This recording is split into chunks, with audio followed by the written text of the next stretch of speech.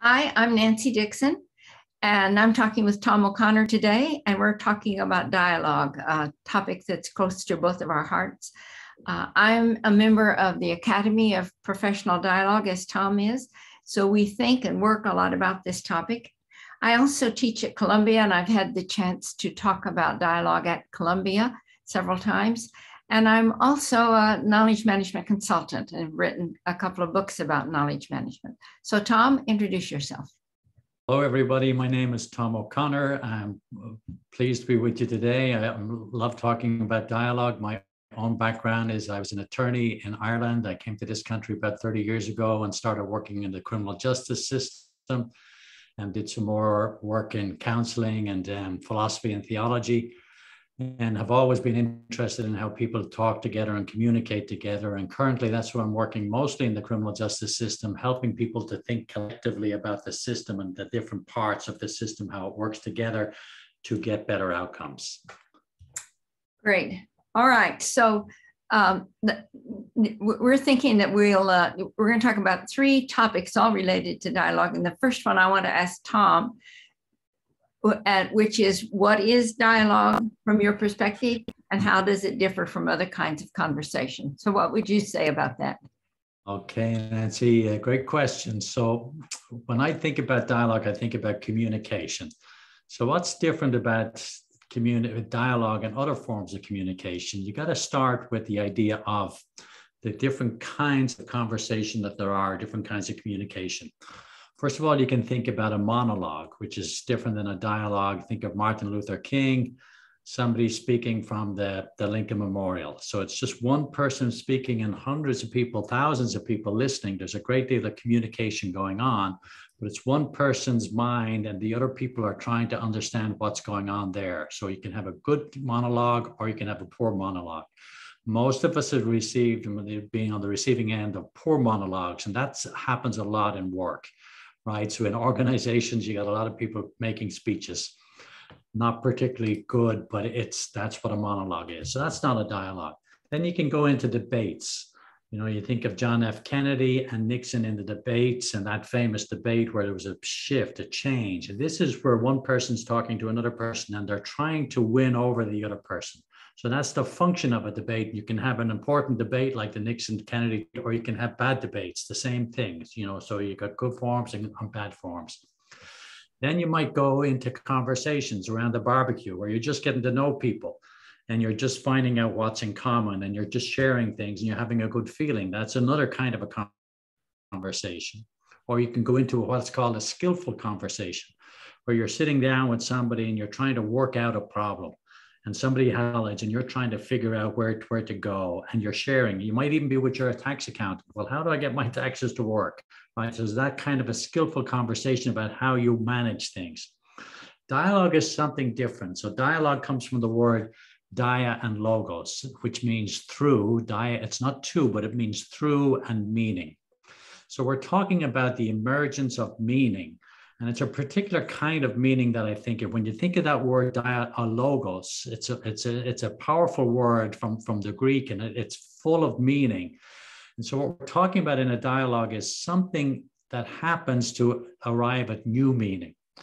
And I think what we're talking about in dialogue, we're talking about conversations about things that we don't know the answer to. That's the big thing for me about dialogue. It's where we don't know. Because a debate, you kind of know, or at a discussion, you're kind of arguing for a position. In a dialogue, you've got to go into it and leave behind what you already know, because there's something by definition you don't know. It's an adaptive challenge. It's an adaptive growth for you and for the other people in the room. So that means you leave that behind, and then you talk together as a collective, and everybody needs to leave behind what they know, and everybody needs to lean into new understandings, new judgments about the problem that you're working on, and decisions. So that's an emergence of collective understanding, you see, but it has to be new, and it has to be around something that's a problem, even if it's only a new understanding of the problem, not an answer, but it's an understanding of the problem or the challenge that somebody's facing. That's, to me, where dialogue comes in. I like that. And it's also, for me, where it's important in organizations. because in most of the organizations that I've consulted with or worked in, people aren't trying to understand each other. They're trying to, if it's not a debate, but they are trying to win, or they're trying to have their view prevail. And often they're hiding information. They aren't, there's something that they've done.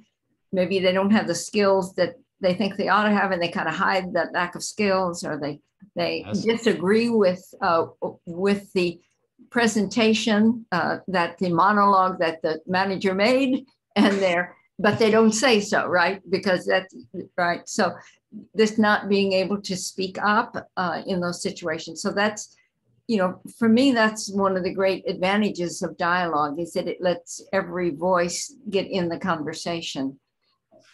Well, that means then vulnerability, right? Because the opposite of hiding something is being open. And so that's another piece about dialogue. Maybe you're going into an area of vulnerability, something like Brene Brown talks about, how to go into that space. And that's the only other thing I would like to add that I didn't add. And the first thing was that I think a dialogue means that I change in some way. I'm in a conversation where there's something happening in me. It's not about a topic. It's about a topic, and it's about me, and it's about everybody in the room. So we're working a topic, but we're also working ourselves.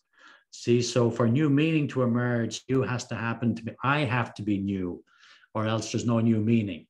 If there's new knowledge, but there's not new meaning. So I think you're onto something real important. And I'd love to hear you say more about how people hide in organizations. Yeah, it is such a familiar problem, and it's in large part because of hierarchy, because people in organizations want to go up the ladder, want to get the next promotion, want to get that, and they're being judged all the time. Managers, that's one of the managers' big jobs, is judging, right? And so when you put people in a judging situation, or I think of it as a power over situation, people are not going to be honest, right? So they're not going to say what they really think, because they want to be able to have that next promotion. So bringing dialogue into an organization and creating the structures in which dialogue happens frees people to be honest and open when they cannot in a regular situation. Yeah, when you mentioned judging, the feeling that I got was shame. And, so it must bring all those feelings up. In many conversations at work, you're in danger of being shamed or judged, or put down in some way. Wow. Yeah. Well, Nancy, what about, I know you've studied what's going on at the Virginia Department of Corrections. Let's call it VDOC for Virginia Department of Corrections. Can you tell us what's going on at VDOC? I know you're very interested in that as an alternative to what's going on in most hierarchical organizations. Right. And I don't think VDOC is the only organization that's managed to be dialogic, but it's a wonderful example. So to start with, they started with the head of that correction system, Harold Clark, who's a great thinker. He brought together people from all levels of the organization in a future search conference. And a future search conference is a 3-day affair with these people from all levels. It's a safe space. And the outcome of a future search is a vision of how you want things to be. And the wonderful vision that came out of Harold's future search conference was that he wanted the prisons to be a healing environment. And that in and of itself is really remarkable, because we think of prisons as punishment, not as a place where people heal. Yeah. So that I think that's really important, right? So why are you so excited about that? What excites you about that, or what intrigues you about that? Yeah. Well, one of the things that Harold felt like that he couldn't create a healing environment for the prisoners unless the staff also were able to heal. And he said, when one of the interviews I did with him, he said the staff also come with baggage. And it is, of course, a very hierarchical organization. And so what he had to do was create a way that people could speak openly and honestly in that. And he chose dialogue. So he hired two consultants, Peter Garrett and Jane Ball, who had done other work in prisons. And he hired them to come in and train the staff. And they started with the top executives in the organization. I think there are 28 of them. And over 6 months' time, they trained them in these skills, but not only training, they held their meetings using these skills. And it was over a 6 month period. So it wasn't like a one shot, then you've got it. It's working it. So that was the start. And then he gradually moved it down through the organization, finally having trained the trainers, trained people to be really skilled at it, and they trained people below them and so forth. So it's until I think there's 12,000 staff in this prison system. And I guess it's important to say what the prison system is. It's not just one prison. It's, I'm not trying to remember, 39 prisons or 49. Something like that, I think. Yeah, prisons spread across Virginia. And so that's a huge job to train all of those people. But he did it over a period of several years. He trained them. So what that allowed, and then the second thing that he did that was equally important is that he put into place, I'm going to call them structures. He put into place structures where people then were using the skills. So every unit in the whole organization, once a month, they come together in what he called learning teams. And that's 15 to 20 people coming together, talking about their work, what they're doing, maybe a new policies come down, what they think of the new policy and so forth. And they are practicing their dialogue skills in that circle. So there's no time to forget them because they keep using them, every month. And then he put in another process which would allow people to do what you were talking about earlier, and that's making the decisions. And he called those working dialogues. And so every unit leader is required to hold 2 working dialogues a month. So now this is 3 times a month. People are talking together in dialogue. And again, it's moderated by a dialogue trainer. They practice their skills. They coach each other. They correct each other if they're not doing it quite right. And out of that, that's become a way that the organization is governed. In other words, one example that I heard Harold talk about was, he said that they had discovered contraband coming into the prison. Yeah. And so they brought together everybody they could think of that would be related to the contraband. And they begin to have this piece that you talked about. Let's not try to solve it. Let's just try to understand it. Let's try to understand what the problem is. And they got to the end of that sort of thing. And they said, and the question was, okay, do we understand the problem? And is everybody that's involved in the room? And it turned, someone said, oh, we didn't bring the K9 people in, the people that handle the dogs. Critical. And so the notion was, okay, then let's bring them in. Let's do it again so that we understand the problem with them as well. And once they understand the problem, then they move to this step of visioning, of saying, now what do we really want? Still not saying what should we do. And then finally they move to the step of what action should we take? And that could last over a week. I mean, that could be a long, it's not a 30-minute thing. It's a long exercise in order to solve it. So they're using it to govern it. And then the third thing I want to say that's happening is that what you mentioned first, and that's that people are changing. Because when I interviewed some of the staff and I said, okay, how's it impacted you outside of work? They'd say things like, I'm a better father. I'm a better husband. I'm a better church member. I am better in all these ways. Wow. Yeah. And I know you've also interacted with them and gone to some of the meetings. So what about it for you is important? Yeah, I did. I went out to see them working, and I think it was extraordinary because I was in a room with 215 people from across the department. They'd gathered together in the convention center for a day of working together. And they just came in with full of energy and just went into small groups, and they knew what to do in the small groups. And you could just see this buzz of action across the room. I mean, extraordinary energy and extraordinary lightness going on in the room. You could just feel it. And then they moved from 215 people in small little groups of 6 people, 6 chairs. In the other half of the room, they had concentric circles of 215 chairs, and they just moved from the small circle to the big circle. And then they take all of the conversations that have happened in the small circle over to the big circle, because you've got to share between it. So you have a vision, to me, of the whole organization, not fragmented, right? These were people, some were superintendents, some were assistants, some were, you name it, some were correctional officers. They were from across the agency. And they had those trainers and the coaches. I think it's not just training, but they coach. I think that's the kind of thing, is they practice, but they practice with a coach. So, I practice typing every day. I don't get any better with my typing, but I have a coach coaching me to play the music or play the piano, then I get better. So they build that into their structures. But I'm really intrigued, Nancy, about the change, because when you said that, you said that you've interviewed them and they all talked about changing, right? Yes.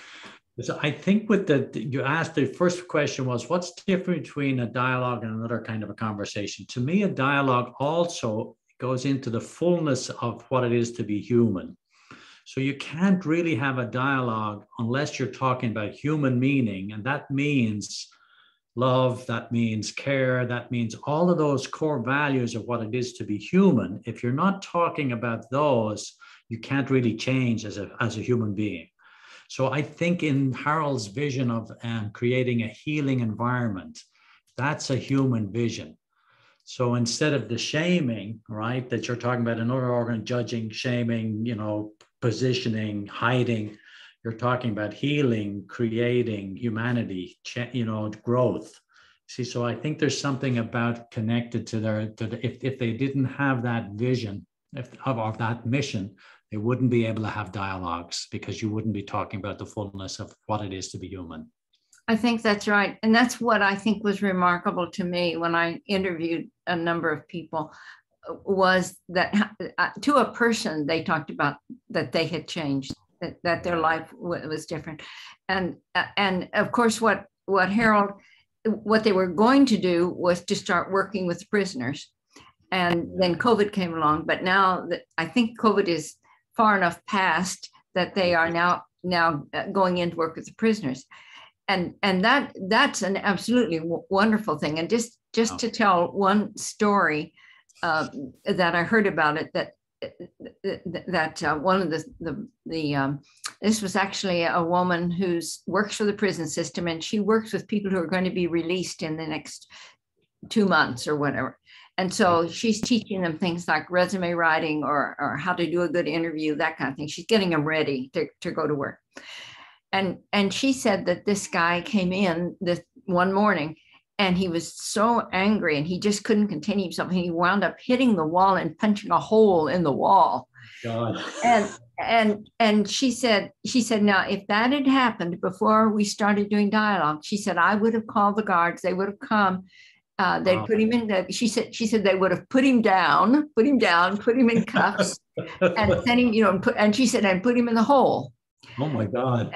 But what she did, well, first of all, she said she did have to write him up. So he was written up for what he had done. And that he also was required to patch the wall, which is quite good. But she said that after he cooled down a little bit, she said, I think we all need to be in dialogue, because they were all working on their resumes and stuff. She said, and so she pulled all the people together. I would guess there'd been 20 people together.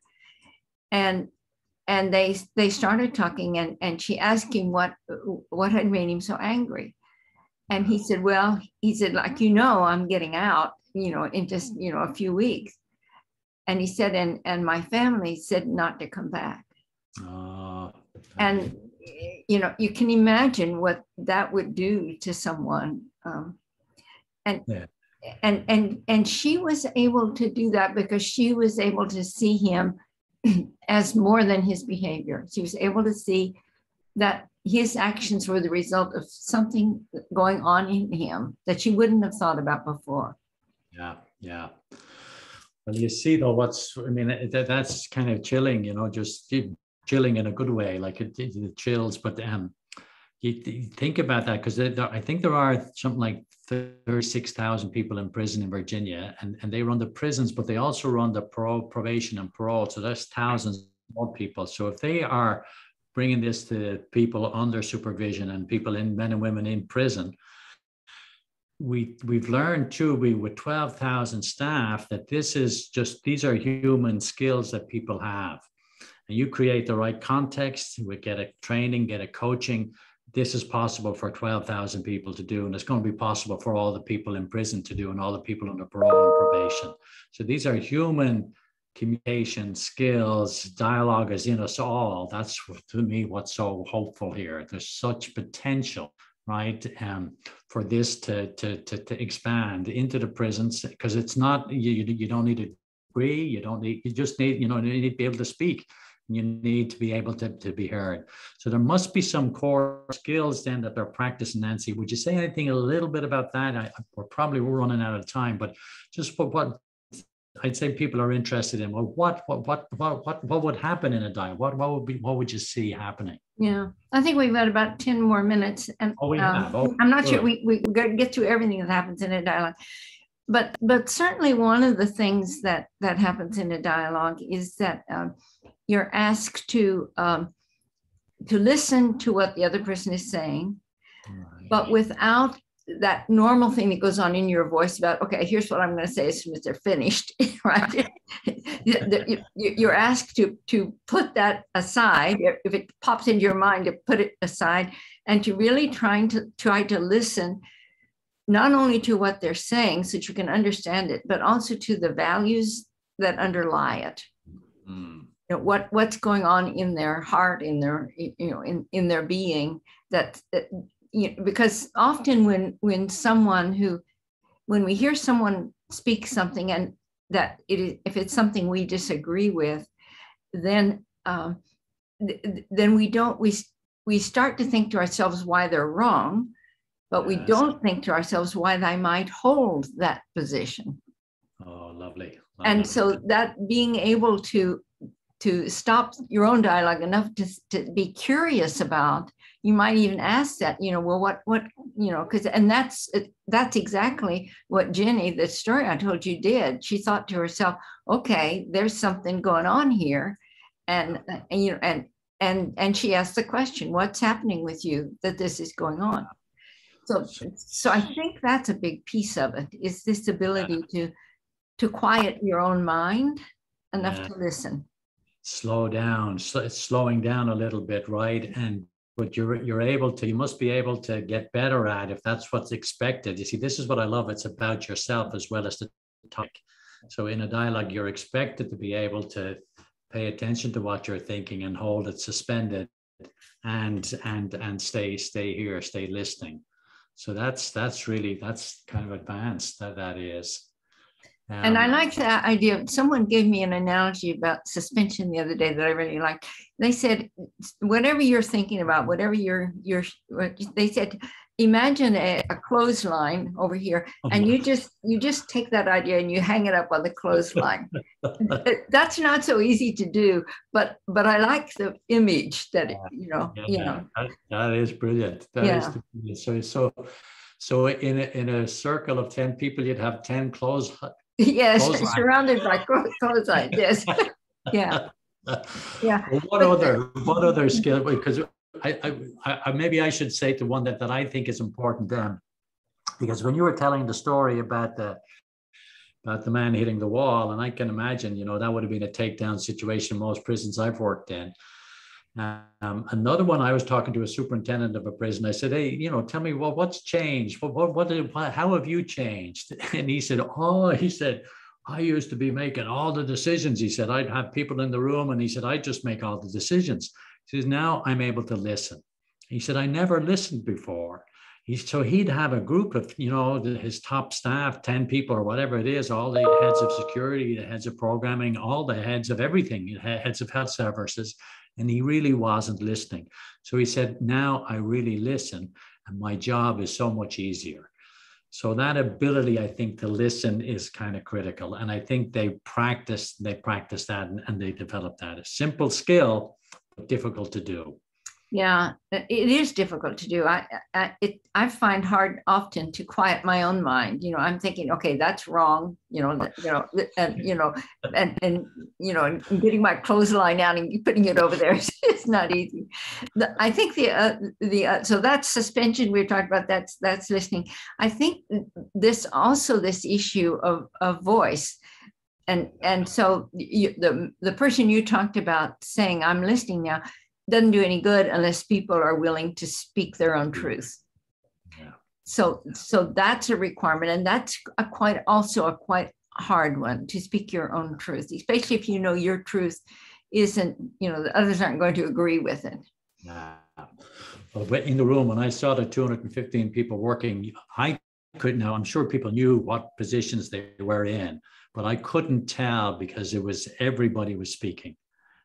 Just everybody was speaking. There was none of this, who's going to speak next. It was just had this vibrant energy, and everybody came into the room expecting to be heard, but expecting to speak. So that in the hierarchical, because the corrections, it's all chain of command, captain, lieutenant, all the way down. Yeah. So there's something that, they've created that safety for people to really give voice to what's authentic to them. Yeah. Yeah. So voicing, listening, suspensing. What's the last? The last one's respect. Yeah, there's respect. Yeah. Well, tell us about that one. So respect means that I listen to what you're saying and accept it as your truth, even though I disagree with it. So I don't have to agree with it, but I do have to accept that it is the evidence of your life experience has taught you whatever you're saying, and to deny it is to deny your experience, which is, we can't deny another person's experience. We might not agree with the conclusions, but they speak about, they speak in their own voice about their own truth. So if we're asking people to speak their own truth, then we have to respect that truth. Okay. So that sense of common humanity is strong, right? And you also said there's something in respecting I can disagree. Say more about that disagreeing piece, because I think that's critical. Yes, yeah. If you disagree with it, you would not attack the person that said it. You would not speak, you're wrong, or you wouldn't say that, but you would say your own truth, which may differ. So you're not holding it up as the truth. You're just holding it up as my truth. You're speaking from your own experience. So that's very and very often when we talk, we say, "Look, I know this. I read it in books. This is my professor told me. This is truth." But it's not truth. It's my truth, and I have to own it as opposed to claiming it as the truth. Yeah, but I think there's something else, Nancy, too, that is important. It goes back to your opening comment about people hiding, right? So in a system, people often see things that they don't agree with, right? So if they can stay in that respectful mode, it's very scary to disagree with the superintendent. Yes. It's very scary to disagree, and especially with the captain in the hierarchy, right? So if you have enough safety, you can get that opposing voice out. I did a study one time of 220 leaders in corrections, all working on reform, and their lowest skill was the ability to oppose, to say what they thought needed correction. So they were afraid to do it. And these were people working on reforming the system, where we knew it was unconstitutional. We knew what was going on was unconstitutional, and their job was to change that. But they couldn't, they weren't very skillful at getting that opposing view, saying, hey, this is what's wrong about our system. This needs to change, right? And so we know today there's so much overrepresentation of people of color in the system. There's some injustices built into the history of the system. They're baked in, so they're at every stage of the system. So we do need that opposing voice to create a healing environment. And I think that's one of the values of dialogue, that dialogue makes it possible for people to respectfully oppose. I mean, it's with the dignity, but they will say, I think there's something needs fixing here. Yes.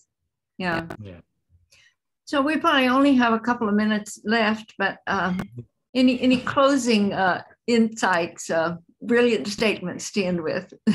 What else? Well, I'm really curious about what people listening are thinking about.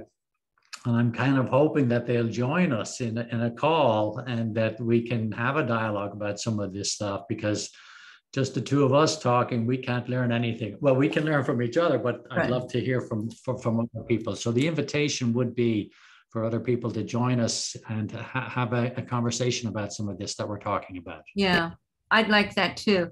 And I guess I want to close with the idea that this isn't easy. Yeah. You know, you and I both teach it, and yet we struggle. And I know I still, you know, I find myself not being respectful, at least in my mind sometimes, you know. So it's not a thing that somebody explains it to you, then you go out and do it. You do need the coaching, I think, you need it continually, and you need help in doing it. And the growth the internal growth. So you have to be able to get into a space where, you know, you might be terrified, but somehow you get into that space where you're uncomfortable. You know, it's not a bad discomfort, but it's an uncomfort of the not knowing. So there is, the vulnerability is there, and I find that difficult to go into that space all the time. Yeah. So I think it's possible, but not easy. Yeah. Yeah. All right. Well, I share your hope that folks will join us in a conversation, and I think we should say goodbye for now.